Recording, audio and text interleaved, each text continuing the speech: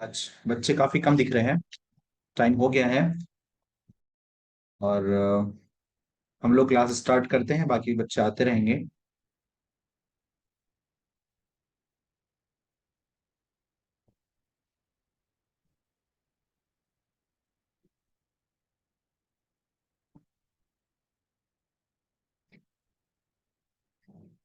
Screen से हो रही है मेरी?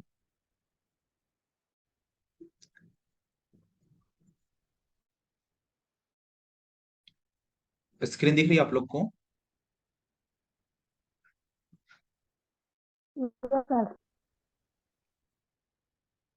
हेलो।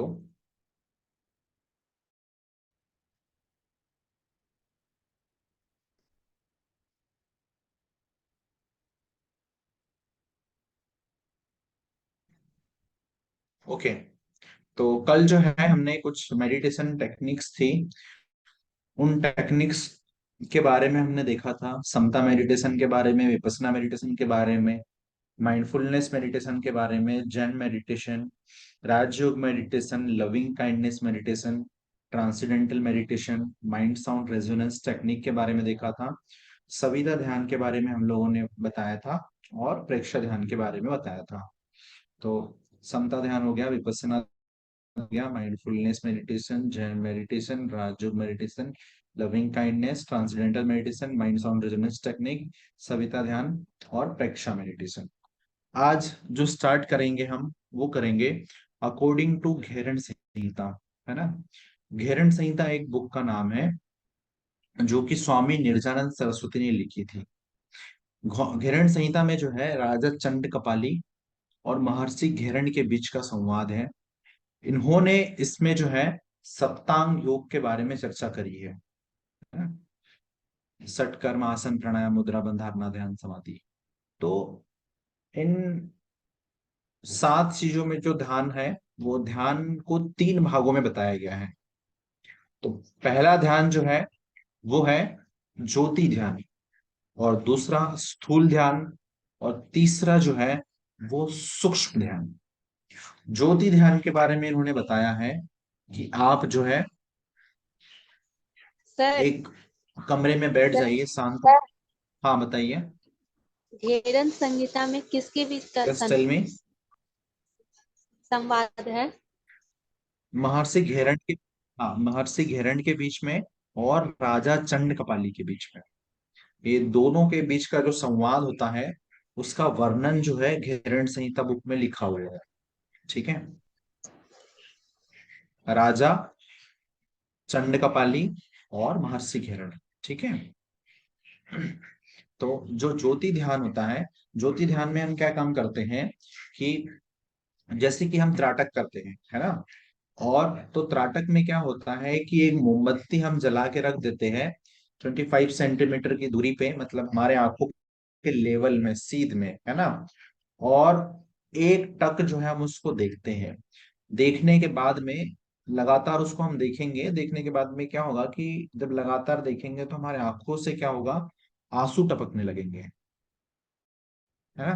तो उसको हम त्राटक बोलते हैं। लेकिन सेम ज्योति ध्यान में क्या होता है कि आंखें बंद करके जो ज्योति की जो आकृति होती है, जो लौ जलती है आसपास, जैसे अगर हम देखें अग्नि का कलर, तो थोड़ा सा बाउंड्री जो होती है वो ऑरेंज कलर की होती है, बीच में पीला कलर होता है, ठीक है।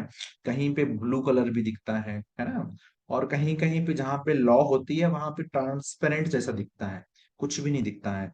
तो आंखें बंद करके जो है जलती हुई लौ का, मतलब घी के दीपक का आप ध्यान कर सकते हो, वो बहुत अच्छा है।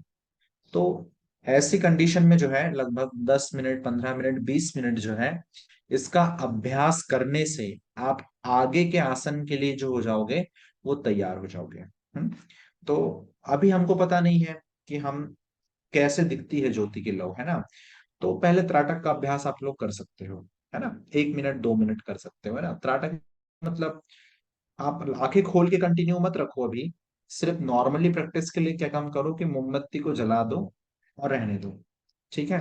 उसको थोड़ी देर तक नॉर्मली देखो कि उसका कलर कैसे दिखता है, कितना स्पेस लेता है, कैसे हवा चलती है तो इधर उधर होता है। ठीक है। तो उसको ऑब्जर्व करो आप, और सेम आंखें बंद करने के बाद में क्या काम करना है कि ज्योति ध्यान का अभ्यास करना है, सेम आंखें बंद करके, ठीक है। और वो जो ज्योति जल रही है उसको ध्यान करना है आपको अपने आज्ञा चक्र पे, जो आपका दोनों आईब्रो के सेंटर में आज्ञा चक्र होता है, वहां पर जो है हमको उसका ध्यान करना होता है। नेक्स्ट है स्थूल ध्यान। स्थूल ध्यान मतलब जिसको हम देख सकते हैं, है ना, जैसे कि हमारा स्थूल शरीर है ना, मैं आपको देख रहा हूं, आपका स्थूल शरीर है जिसको हम देख पा रहे हैं। तो स्थूल में क्या होता है कि हम अपने जो गुरु का की जो मूर्ति होती है, या जो हमारा इष्ट होता है, उसका ध्यान करते हैं, उनकी इमेज का ध्यान करते हैं, है ना। जैसे निर्गुण ध्यान के बारे में हम लोगों ने पढ़ा था, है ना, कि निर्गुण ध्यान में हम किसी भी चित्र के का इमेज हमारे माइंड में क्रिएट करते हैं और उस पर ध्यान करते रहते हैं। तो ऐसे स्थूल ध्यान में क्या है, कोई भी अपना जो गुरु होता है, जो हमारे इष्ट होते हैं, आंख बंद करके हम उनके स्वरूप का वर्णन करते रहते हैं, ठीक है। तो ये हमारा हो जाता है स्थूल ध्यान। नेक्स्ट ध्यान जो है वो है सूक्ष्म ध्यान, ठीक है। सूक्ष्म ध्यान का मतलब होता है, सूक्ष्म मतलब बहुत छोटा, जो दिखाई नहीं देता अपनी आंखों से। तो हमारे मन पर ध्यान करेंगे, मन के बाद में आत्मा पर हम हमारे ध्यान करेंगे, ठीक है। इस तरह की जिन चीजों को हम देख नहीं सकते, है ना, उन पर अगर हम ध्यान करते हैं तो वो हमारा सूक्ष्म ध्यान कहलाता है, ठीक है। तो घेरण संहिता में ये भी बताया गया है कि 100 गुना अच्छा ध्यान होता है ज्योति ध्यान से स्थूल ध्यान। मतलब ज्योति ध्यान उतना अच्छा नहीं होता है, एग्जाम्पल बता रहा हूं मैं आपको, लेकिन उससे 100 गुना ज्यादा जो है सर वो स्थूल ध्यान अच्छा सर होता है। और इस, हाँ बताइए। ज्योति ध्यान दोबारा बता दीजिए। हेलो, कोई कुछ पूछ रहा है, कोई बोल रहा है? हाँ, मैं दोबारा एक बार रिपीट कर दूंगा, ठीक है। सर ज्योति तो ध्यान दोबारा बता दीजिए। ज्योति ध्यान मतलब जो, ओके ओके ओके ओके, है ना। ज्योति ध्यान क्या होता है कि जो दिया जलता है ना, दिया या जो मोमबत्ती जलती है, उसकी जो लौ होती है, आंखें बंद करके हमारे आज्ञा चक्र के पास हम ध्यान करते हैं उसको, मतलब ऑब्जर्व करते हैं, देखते हैं, है ना, कि उसका कलर कैसा है, उसने कितना एरिया घेरा हुआ है, ठीक है, कैसे दिया जल रहा है, मतलब पूरा दिया की जो लौ होती है उसको हम आंखें बंद करके फील करते रहते हैं, ठीक है। दैट इज कॉल्ड ज्योति ध्यान। स्थूल ध्यान क्या होता है, हमारे गुरु के स्वरूप का हम ध्यान करते हैं, ठीक है। कोई भी आपका गुरु हो सकता है, उसके स्वरूप का जो है हम ध्यान करते हैं, ठीक है। नेक्स्ट सूक्ष्म ध्यान। सूक्ष्म ध्यान में हमारी मन पर, हमारी आत्मा पे, जैसे मैंने कल स्वाध्याय के बारे में बताया था आपको, स्वयं पर अध्ययन करना, ठीक है, ये भी सूक्ष्म ध्यान में आ सकता है। हमारे चक्रों पर ध्यान करेंगे अगर हम, फॉर एग्जाम्पल, ठीक है, तो ये भी सूक्ष्म ध्यान पे आएंगे। चक्रों को हम देख नहीं सकते हैं, अगर हम बॉडी को 2 भाग में, 3 भाग में अगर मान लो काटे, है ना, डिवाइड करें, तो हम चक्रों को नहीं देख सकते हैं। कोई भी डॉक्टर ने आज तक चक्रों को नहीं देखा है। क्यों? क्योंकि वो सूक्ष्म है, ठीक है, उनको हम आंखों से नहीं देख सकते हैं, ठीक है। तो ऐसे ध्यान जो होते हैं वो सूक्ष्म ध्यान कहलाते हैं। तो घेरण संहिता में बताया है कि 100 ज्योति ध्यान से 100 गुना, 100 गुना पावरफुल जो है वो स्थूल ध्यान होता है। और स्थूल ध्यान से सूक्ष्म ध्यान 1000 गुना पावरफुल होता है। ओके। तो ये 3 ध्यान के बारे में जो है हमको घेरण संहिता में वर्णन मिलता है। नेक्स्ट ध्यान के बारे में हम डिस्कस करते हैं, ये है ध्यान बिंदु उपनिषद के अनुसार, है ना। पिछले 2-3 दिन से ध्यान बिंदु का नाम हमने काफी बार लिया है। तो ध्यान बिंदु उपनिषद में भी जो है वो 4-5 प्रकार के बेसिकली हमको ध्यान मिलते हैं, है ना। तो हमने यहाँ पे जो मेन मेन 4 ध्यान थे उसके बारे में यहाँ पे एक्सप्लेन किया हुआ है। तो जो पहला ध्यान है वो प्रणव ध्यान विथ प्राणायाम, है ना। मतलब प्राणायाम तो कर रहे हैं हम, लेकिन प्राणायाम के साथ में भी प्रणव ध्यान कर रहे हैं। कैसे कर रहे हैं? लेफ्ट साइड से श्वास लेंगे, है ना, और अ का उच्चारण, ठीक है, अ का उच्चारण को महसूस करेंगे ऐसे मन में, ठीक है। होल्ड करते हुए ऊ के उच्चारण को महसूस करेंगे, और जब हम श्वास छोड़ते हैं तो माँ के उच्चारण को महसूस करेंगे। ठीक है, तो ऐसे जो है लगातार हम श्वास लेंगे, श्वास रोकेंगे और श्वास छोड़ेंगे।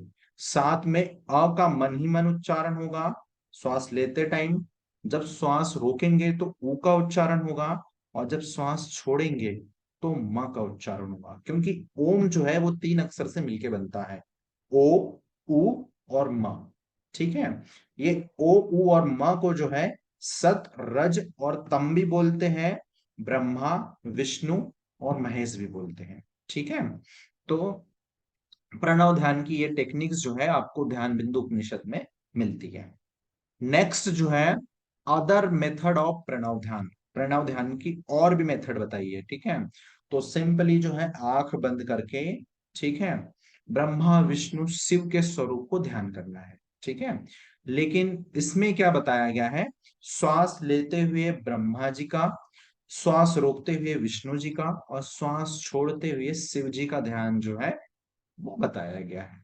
ठीक है, प्रणव ध्यान में नेक्स्ट जो है आपका ध्यान ऑफ सविशेष ब्रह्म, मतलब ब्रह्म के स्वरूप पे जो है अपने को ध्यान करना है।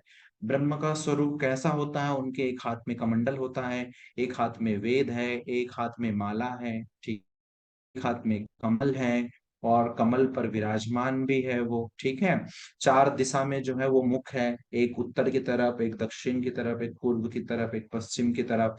तो उनका जो स्वरूप है, उनके स्वरूप पर ध्यान करने के लिए बोला गया है, जिसको सविशेष ब्रह्म का ध्यान हम लोग कहते हैं। ठीक है, नेक्स्ट ये यहाँ पे और काफी डिटेल में भी बताया है मैंने। ठीक है, इससे आपको और आसानी से समझ में आ जाएगी। प्रणव ध्यान के साथ में प्राणायाम है ना, कि कल कमल हृदय के मध्य में, ठीक है, जो कमल हृदय है, मतलब कि जो अनाहत चक्र है हमारा, हमारा अनाहत चक्र कहाँ पर होता है, हृदय स्थान पे होता है। ठीक है, सेंटर में बिल्कुल। तो उसके मध्य में जो है दीपक के स्थिर शिखा की तरह अंगूठे के आकार के रूप में स्थिर भगवान के रूप में ओमकार का ध्यान करना चाहिए। ओमकार, ओ, उ, मा, ओमकार। ठीक है, बाई नासिका से, लेफ्ट नॉस्ट्रिल से क्या करते हैं, हम श्वास को ऊपर की तरफ खींचते हैं, अंदर खींचते हुए शरीर के मध्य में स्थित श्वास का ध्यान करते हुए अग्नि की लपेट के साथ ओमकार की आकृति का ध्यान भी हम करते हैं। जैसे ओम का जो शेप होता है वो जल रहा है आग में, है ना, एकदम जैसे किसी मूवी वगैरह में बताते हैं ना, 3D वगैरह में जलता हुआ होम, उसके ऊपर जो है हमको ध्यान करना है प्राणायाम के साथ में। और हमको साथ में ओ, उ और मा का भी ध्यान रखना है। ठीक है, नेक्स्ट जो है अदर मेथड ऑफ प्रणव ध्यान। ठीक है, तो बेसिकली आपको समझ में आ गया, आप थोड़ा सा डीप में चलते हैं, है ना। तो शरीर जो है हमारी, शरीर की जो निचली अरनी होती है, ठीक है, उसके बारे में तुलना की गई है, और प्रणव को जो है ऊपर की अरनी बोला गया है, ऊपर का हिस्सा। ठीक है, और नीचा का हिस्सा। तो प्रणव जो है वो ऊपर का हिस्सा है और हमारा शरीर जो है उसके नीचे का हिस्सा। ठीक है, उसका निरंतर ध्यान शांति, अर्थात मन में प्रणव का बार बार जप करते हुए, प्रणव, ठीक है, प्रणव का मतलब होता है ओम। ओम, उद्गीत और प्रणव, ये तीनों एक ही शब्द है। ठीक है, तो हमारे लिए आसान क्या होगा, ओम होगा। ओम का उच्चारण कई लोग कैसे करते हैं, ओम ओम, है ना, नहीं, ये सही नहीं होता है। ठीक है, ओम का जब उच्चारण होता है तो उसमें तीनों शब्द आने चाहिए। ओ, मतलब ओ, उ और मा। तो ये जो है ये सही टेक्निक है। इसी टेक्निक के साथ में हम प्राणायाम भी करेंगे और इसी टेक्निक के साथ में हम ध्यान भी करेंगे ओम का। ठीक है, तो प्रणव जप के समय अहम ब्रह्मास्मि की भावना बनाए रखनी चाहिए। अहम ब्रह्मास्मि का मतलब होता है मैं ही ब्रह्म हूं और ब्रह्म ही मैं हूं। ठीक है, मतलब ऐसा नहीं कि वो जो ब्रह्म है, ठीक है, वो अलग है और मैं अलग हूं। उन्हीं के अंदर हम अपने आप को देखने की कोशिश करते हैं और अपने अंदर ही हम ब्रह्म को ही देखने की कोशिश करते हैं। ठीक है, जिसको बोलते हैं हम अहम ब्रह्मास्मि का भाव। ठीक है, प्रणव जप के समय अहम ब्रह्मास्मि का भाव रखते हैं। इसी प्रकार ब्रह्म ध्यान के द्वारा हृदय में ब्रह्म और आत्मा का बोध होना चाहिए। मतलब जब भी हम ब्रह्मा का ध्यान करेंगे तो ब्रह्मा के साथ में, मतलब ब्रह्मा को और आत्मा को अटैच कर लेंगे, मिला लेंगे। दोनों का बोध होना चाहिए, दोनों का ज्ञान होना चाहिए कि दोनों जो है वो एक ही है। जब तक मन इस ध्वनि में लीन ना हो जाए तब तक इस पर ध्यान करना चाहिए। कब तक हमको इसका अभ्यास करते रहना चाहिए? लगातार, जब तक हमारा मन जो है इस ओम की ध्वनि के साथ, ब्रह्म के साथ में न जुड़ जाए।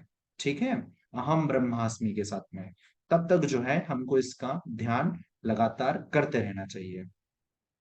इस प्रकार के अभ्यास से साधक को ब्रह्म के स्वरूप में देखा है, जो सभी प्राणियों के हृदय में स्थित करोड़ों सूर्य के तेज की तरह भगवान से अविभाज्य है। साधक इस स्थिति को प्राप्त करता है और धन्य हो जाता है। ठीक है, हम लोगों ने तो किसी ने ब्रह्मा जी को नहीं देखा है ना, किसी ने भी ब्रह्मा जी को नहीं देखा होगा, है ना। तो हमने कैसे अनुमान लगाते हैं हम कि ब्रह्मा जी के जो है वो चार मुख है, ब्रह्मा जी के चार हाथ है, वो कमल पर विराजमान है। वो ऐसे ही ध्यान के माध्यम से जब हम गहराई में जाते हैं, है ना, हम दोनों को एक जोड़ लेते हैं ना, और इतना मिल जाते हैं कि परमात्मा के साथ में आत्म साक्षात्कार करने लगते हैं, बात करने लगते हैं, एक जैसा फील करने लगता है कि मैं ही ब्रह्म हूँ, ब्रह्म ही मैं हूँ। तो जब इस स्थिति में हम जाते हैं तो उनके स्वरूप का जो ज्ञान है वो ऑटोमेटिक को प्राप्त होने लग जाता है ध्यान के माध्यम से। ठीक है, और जब हम ऐसा करते हैं तो जो साधक होता है वो धन्य हो जाता है। नेक्स्ट है सविशेष ब्रह्म। ठीक है, सविशेष ब्रह्म को हम थोड़ा सा और डीप में जाएंगे कि कोई भी ध्यान, जैसे हम एकांत स्थिति में बैठते हैं वैसे ही एकांत स्थिति में बैठ के इस ध्यान को भी हमको करना है। और हृदय में जो है 8 पंखुड़ियां बताई गई है ना। मैंने अभी बताया कि हमारे हृदय में जो है वो अनाहत चक्र होता है। ठीक है, चक्र का मतलब कैसे होता है? जैसे गोल के गोल होता है चक्र, चक्र मतलब गोल, है ना। तो जो चक्र है उनकी पंखुड़ियां, जैसे जो हमारा कमल का फूल होता है, अगर उसको ऊपर से देखेंगे तो वो भी गोल दिखेगा और उसकी पंखुड़ियां दिखेगी, है ना। गुलाब का फूल देखेंगे, ऊपर से देखेंगे या नीचे से देखेंगे तो गोल शेप में दिखेगा, लेकिन उसकी पंखुड़ियां दिखेगी। वैसे ही हृदय के अंदर जो अनाहत चक्र होता है उसके अंदर 8 पंखुड़ियां होती हैं, जिसको हम दल भी बोलते हैं ना। आगे हम उसके बारे में चर्चा भी करेंगे। जिसके मध्य में 32 केसर या पराग कणों से युक्त कोमल रेस होते हैं। 32, है ना, पराग कण से युक्त कोमल रेसे होते हैं। हृदय के केंद्र में सूर्य बताया गया है। जो हमारा हृदय है, हृदय के जो सेंटर भाग है वहां पे सूर्य बताया गया है। और सूर्य के मध्य में जो है वो अग्नि बताया गया है। इन सब पे हमको ध्यान करना है। पहले हम किस पे ध्यान करेंगे? 8 पंखुड़ियों पे ध्यान करेंगे। ठीक है, 8 पंखुड़ियों के बाद में हम किस पे ध्यान करेंगे? धीरे से और गहराई में जाएंगे। 32 केसर के ऊपर हम ध्यान करें, परागकणों के ऊपर हम ध्यान करेंगे। ठीक है, उसके बाद में हृदय के अंदर सूर्य है, उसके ऊपर ध्यान करेंगे। उस सूर्य के अंदर जो है, मतलब उसके केंद्र में चंद्रमा है, उस चंद्रमा का ध्यान करेंगे। उसके बाद में फिर चंद्रमा के मध्य में जो है वो अग्नि पाई जाती है, उस अग्नि का ध्यान करेंगे। अग्नि के मध्य में आभा, आभा मतलब जो सेब हमको दिखाई देता है ना अग्नि का, उस पे हम ध्यान करेंगे। और उस आभा के मध्य में भी जो है अनेक रत्नों से जड़ित आसन है। उस आसन पर जो है भगवान वासुदेव विराजमान है। अनेक गले से कौस्तुभ मणि, कौस्तुभ मणि जो है एक व्हाइट कलर का मणि होता है जो प्रकाश बिखेरता है, व्हाइट कलर का, है ना, बहुत व्हाइट कलर का प्रकाश देता है वो। ठीक है, तो उसकी जो माला है, ठीक है, वो उनके गले में है। किसके गले में? भगवान वासुदेव के। वासुदेव का स्वरूप एक शुद्ध स्फटिक के समान है। ठीक है, शुद्ध स्फटिक भी जो है बहुत एक श्वेत होता है, जैसा आपका बर्फ होता है ना, बिल्कुल वैसे एकदम स्वाद सफेद होता है। ठीक है, उसको शुद्ध स्फटिक के समान बोला जाता है ना। और करोड़ों चंद्रमा के समान तेज होता है उसमें। साधक को श्रद्धा पूर्वक जो है इस स्वरूप का निरंतर ध्यान करना चाहिए। किसका? वासुदेव का, लेकिन लगातार डायरेक्ट नहीं करना है, स्टेप बाय स्टेप, इसके अंदर ये, इसके अंदर ये, इसके अंदर ये, इसके अंदर ये, और फिर लास्ट में वासुदेव का। और वासुदेव के गले में भी क्या क्या चीज है, उस पे भी हमको ध्यान करना है, इतने डीप में। जब इतना डीप थिंकिंग आप सोचोगे, तो आपका जो कंसंट्रेशन पावर है वो तो ऑटोमेटिकली बढ़ जाएगा, बहुत ज्यादा बढ़ जाएगा। नेक्स्ट है आपका त्रिमूर्ति ध्यान। ठीक है, तो त्रिमूर्ति ध्यान जो है ये मेरा फेवरेट ध्यान है। ठीक है, फेवरेट ध्यान इसलिए है क्योंकि इसके ऊपर मैं पीएचडी कर रहा हूँ। ठीक है, और मुझे लगता है कि जो पूरे वर्ल्ड में सबसे पावरफुल अगर कोई मेडिटेशन है, तो वो त्रिमूर्ति ध्यान है ना। त्रिमूर्ति का मतलब होता है तीन मूर्ति, ब्रह्मा, विष्णु और महेश। ठीक है, तो ध्यान बिंदु उपनिषद के श्लोक संख्या 30 में देखो क्या बोला है, अस्ति पुष्प संकासम नाभि स्थाने प्रतिष्ठितम चतुर्भुजम ब्रह्म महाविष्णु पूरकेन विचिंतयेत। है ना, मतलब कि अस्ति पुष्प के समान, जो अलसी का फूल होता है, अलसी का फूल देखा होगा आपने, थोड़ा सा जो है वो पर्पल कलर में होता है। ठीक है, उसके ऊपर कौन विराजमान है, भगवान विष्णु विराजमान। ठीक है, और चतुर्भुज, चार भुजाओं से युक्त है भगवान विष्णु। ठीक है, तो जब हम श्वास लेंगे, तो श्वास लेते समय हमें कहां पर, नाभि स्थाने, नाभि स्थान जो है मणिपुर चक्र का स्थान होता है। जो हमारी नाभि होती है, जिसको हम नेवल रीजन भी बोलते हैं, वो हमारा मणिपुर चक्र का स्थान होता है। तो उस मणिपुर चक्र के अंदर अलसी पुष्प पर विराजमान भगवान विष्णु का श्वास लेते हुए ध्यान करेंगे। सपोज श्वास ले रहे हैं, श्वास लेते समय नाभि में फूल है, फूल के ऊपर विष्णु भगवान है, उनके स्वरूप का हम क्या करेंगे, ध्यान करेंगे। ठीक है, नेक्स्ट है कुंभकेन हृदय स्थाने चिंतयेत कमलासनम ब्रह्मांडम रक्त गौराभम चतुर्वृक्षम पितामहम। मतलब जब हम कुंभक करते, कुंभक मतलब हम श्वास को रोकते हैं, कहाँ रोकते हैं, क्योंकि अभी तो हमने लिया, लेते समय हमने विष्णु जी का ध्यान किया, तो वैसे ही रोकते समय कुंभकेन हृदय स्थाने, कुंभक करते हुए हृदय स्थान पर, जो हमारा हृदय स्थान में अभी मैंने बताया था अनाहत चक्र होता है ना, कि में जो है वो भगवान ब्रह्मा जी का ध्यान करेंगे। ठीक है, ब्रह्मा जी वो भी चतुर्भुज है। ठीक है, और उनके जो वस्त्र है, ठीक है, वो जो है वो सफेद कलर के हैं ब्रह्मा जी के। सफेद कलर के वस्त्र के साथ में श्वास को रोकते हुए चतुर्भुज ब्रह्मा और चतुर्मुख ब्रह्मा का जो है वो हम ध्यान करेंगे। नेक्स्ट है रेचकेन तु विद्यात्मा ललाट स्तंभ त्रिलोचनम शुद्ध स्फटिक संकासम निष्कलम पापनाशनम। मतलब जब हम श्वास छोड़ेंगे, तो श्वास छोड़ते समय रेचकेन तु विद्यात्मा ललाट स्थनम, ललाट का मतलब होता है हमारा आज्ञा चक्र, है ना। आज्ञा चक्र हमारा कहाँ पर होता है, ये ललाट स्तंभ त्रिलोचनम, जहां पर भगवान की जो तीसरी आंख है ना, वहां पे नीचे की तरफ हमारा यहाँ पे आईब्रो के मध्य में आज्ञा चक्र होता है। तो उस आज्ञा चक्र में श्वास छोड़ते हुए भगवान शिव का ध्यान करेंगे।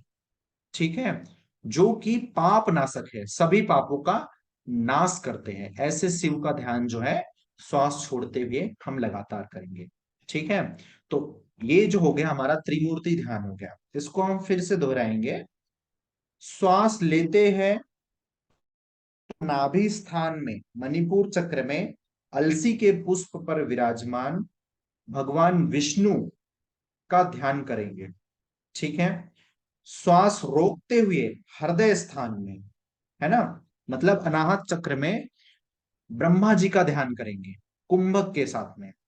ब्रह्मा जी का स्वरूप कैसा है, चार हाथों वाला है और चार सिर वाला है। ठीक है, उनके वस्त्र कैसे हैं, ब्रह्मा जी के जो वस्त्र होते हैं वो सफेद कलर के होते हैं ना, और विष्णु जी के जो वस्त्र होते हैं उनको पीताम्बर बोलते हैं। तो उनके जो वस्त्र होते हैं वो पीले कलर के होते हैं। तो ब्रह्मा जी के सफेद वस्त्रों के साथ में, कुंभक के साथ में, हृदय के स्थान के अंदर हम उनका ध्यान करेंगे। नेक्स्ट, जब हम श्वास छोड़ेंगे तो श्वास छोड़ते समय भगवान शिव का ध्यान करेंगे। भगवान शिव जो है वो, उनका ध्यान हम यहाँ पे ललाट स्थलम त्रिलोचनम आज्ञा चक्र के अंदर जो है, ठीक है, श्वास छोड़ते हुए, जो कि पाप नाशक है, ठीक है, उनका ध्यान, उनके स्वरूप का ध्यान, उनकी मुद्रा का ध्यान ध्यान जो है हम लगातार करते रहेंगे। ठीक है। हम इस ध्यान को सबसे पावरफुल क्यों बोल रहे हैं? क्योंकि आप लोगों ने जो है टीवी में बहुत सारी मतलब स्पिरिचुअल धारावाहिक वगैरह देखे होंगे, जैसे रामायण देखा होगा, ठीक है, महाभारत देखा होगा, ठीक है। तो उनमें जितने भी, चाहे देवता रहे हो चाहे दानव रहे हो, उन्होंने जितनी भी सिद्धियां प्राप्त करी है वो इन तीनों को खुश करके ही प्राप्त करी है। कुछ लोगों ने ब्रह्मा जी को खुश करके वरदान प्राप्त किया, कुछ लोगों ने विष्णु जी से वरदान प्राप्त किया, है ना, कुछ लोगों ने जो है शिव का ध्यान करके शिव से जो है शक्तियां प्राप्त करी है। लेकिन इस ध्यान में क्या होता है, हम तीनों का ध्यान करते हैं, वो भी हर एक चीज डीप पे। अभी तो मैंने फिर भी सिर्फ आपको ऊपर ऊपर बताया, लेकिन जब हम गहराई में ध्यान करते हैं तो हम एक एक, सब सपोज हम पहले ब्रह्मा जी का ध्यान करेंगे, है ना, तो 2-4 मिनट तो हम ब्रह्मा जी के स्वरूप को एनालाइज करेंगे कि ब्रह्मा जी का हाथ, पहले हाथ में क्या है, दूसरे हाथ में क्या है, तीसरे हाथ में क्या है, चौथे हाथ में क्या है, वो पहले हाथ में जो है उसका मतलब क्या होता है, दूसरे हाथ में जो है उसका मतलब क्या होता है, तीसरे हाथ में उनका कमल है उसका मतलब क्या है, चौथे हाथ में वेद है, वेद किस चीज का प्रतीक है, उनके वस्त्र सफेद है, क्यों सफेद है ना, वो किस आसन में बैठे हैं, किस मुद्रा में बैठे हैं। तो ये पहले जो है वन बाय वन हम सिर्फ सिर्फ थॉट के माध्यम से ब्रह्मा जी को जो है हमारे माइंड में रेडी करते हैं, उनकी इमेज को रेडी करते हैं। ठीक है। और जब उनकी इमेज को रेडी करने के बाद में हमको पता चलता है कि उनका हर एक कुछ न कुछ किसी अच्छी चीजों से रिलेटेड है, ठीक है, तो ध्यान लगाने का कुछ आनंद ही और होता है। ठीक है। तो ऐसे ही विष्णु जी का और ऐसे ही शिव जी का ध्यान हम करते हैं, और फिर उसको ब्रीदिंग के माध्यम से जोड़ देते हैं। मतलब जब इसका अभ्यास हम लंबे समय तक करते हैं, आधा घंटा हम कर लेंगे डेली, है ना, 20 मिनट कर लेंगे डेली, है ना, 6 महीने तक हम इसका अगर अभ्यास कर लेंगे, तो 24 घंटे श्वास लेते टाइम, श्वास रोकते टाइम और श्वास छोड़ते टाइम आपके तीनों देव जो है वो साथ में रहेंगे। आपका ध्यान, आपका कंसंट्रेशन, आपकी जो भावनाएं हैं उनके साथ जुड़ी रहेगी।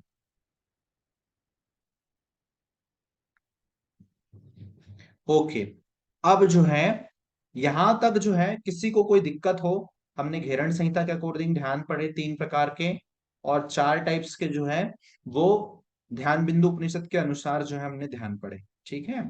तो जो आपका सेकेंड टॉपिक था, है ना, वो आपका टेक्निक ऑफ ध्यान, ये कवर हो गया मतलब पूरा। ठीक है। आज हम तीसरा टॉपिक भी स्टार्ट कर देंगे, ठीक है, जो कि चक्रास वाला पार्ट है। अभी तक का सेकेंड टॉपिक में अगर किसी को कोई दिक्कत हो ध्यान की टेक्निक से संबंधित, कोई लेट ज्वाइन किया हो या किसी को कोई कंफ्यूजन हो तो वो पूछ सकता है।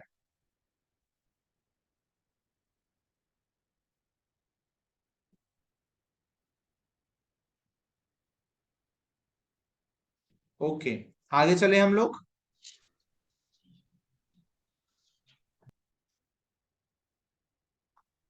जी सर।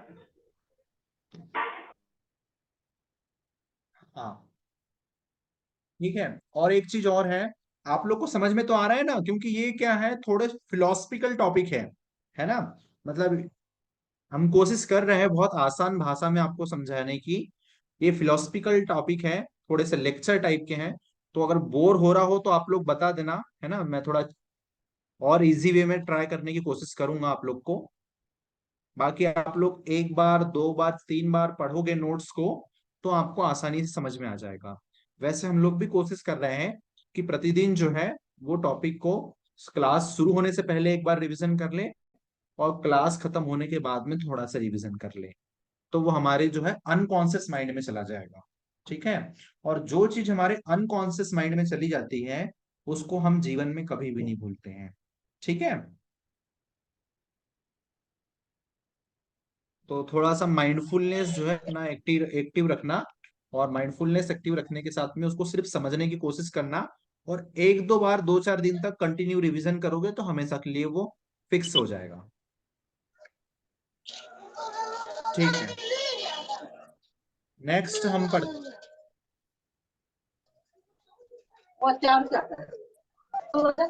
ओके।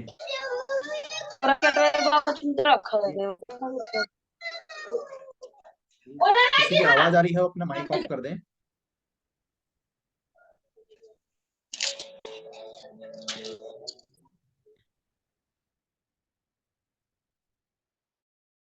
ओके। अब हम पढ़ेंगे चक्रास के बारे में, है ना।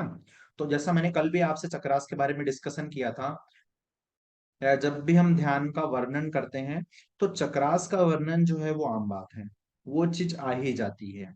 ठीक है। तो मैंने बताया था कि हमारी बॉडी में जो है 7 चक्र होते हैं, लेकिन कहीं कहीं पर जो है इनकी संख्याएं कम और ज्यादा भी बताई गई है। ठीक है। वो आज हम पढ़ेंगे कौन से चक्र होते हैं, कैसे होते हैं। ठीक है। तो देखो, घेरन संहिता जो बुक है उसमें चक्रास के बारे में थोड़ा सा बताया गया है। ठीक है। क्या बताया गया है, पहली लाइन देखो।